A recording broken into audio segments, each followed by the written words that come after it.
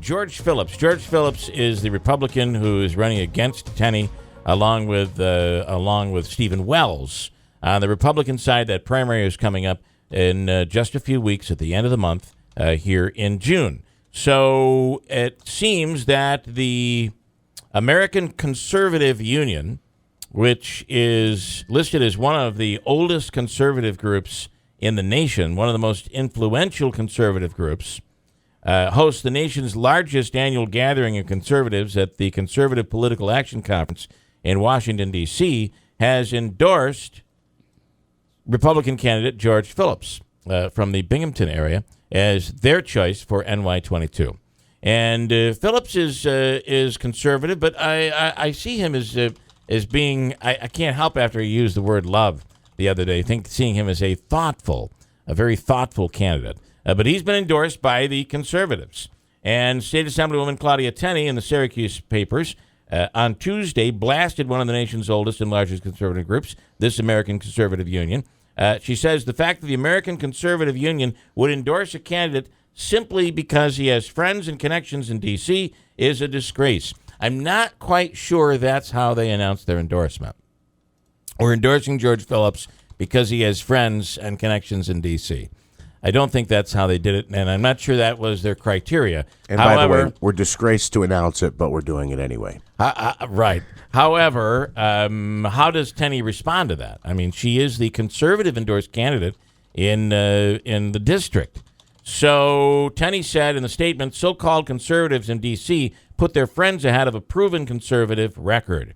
It's everything that's wrong with politics, and it's exactly how George Phllips received this endorsement.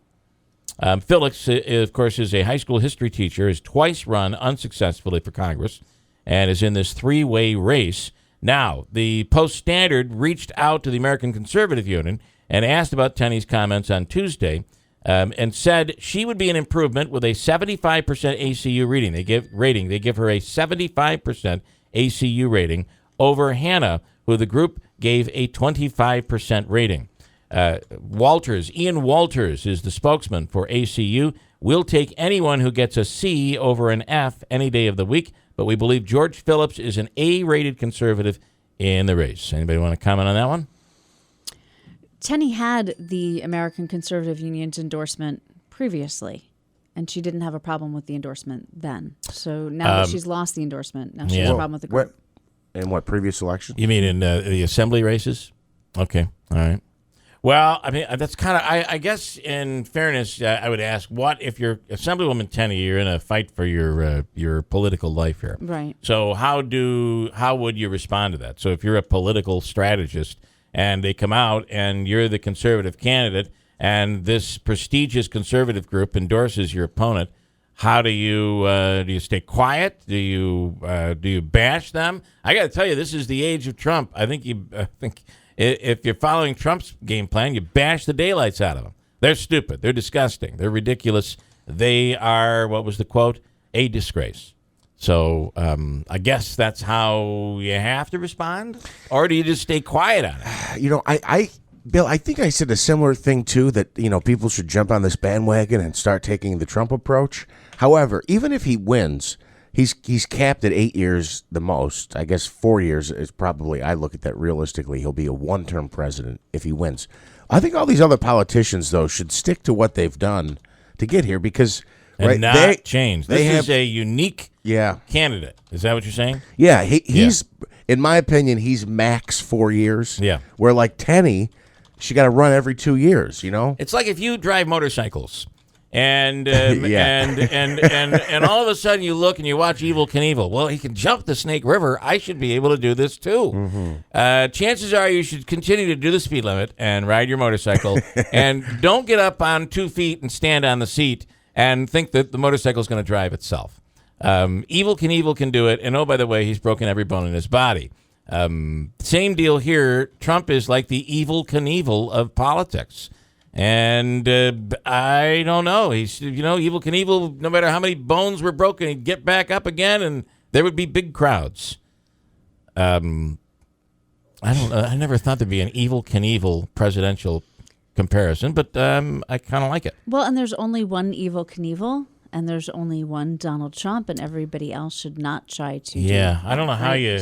I don't know how you play with his strategy there. So anyway, it is what it is. We'll talk to the congressman who Richard Hanna, who will be in the 8 o'clock hour, and you know they certainly have scored Richard Hanna with an F when it comes to their conservative values.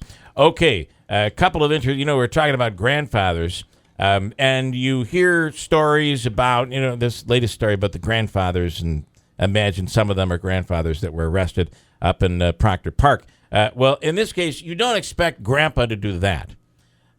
I have a story that you might expect a grandpa to do, but maybe not. A 65-year-old grandfather in South Carolina went to pick up his grandson from school the other day, and what do you think happened?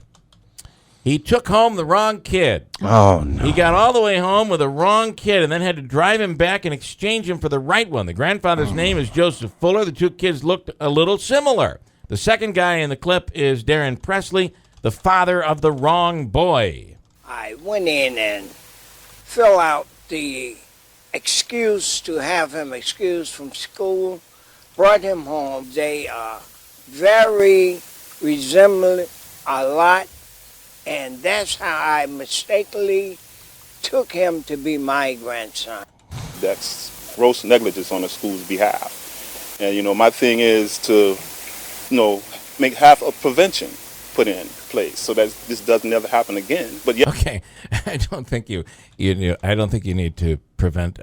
How could this ever happen?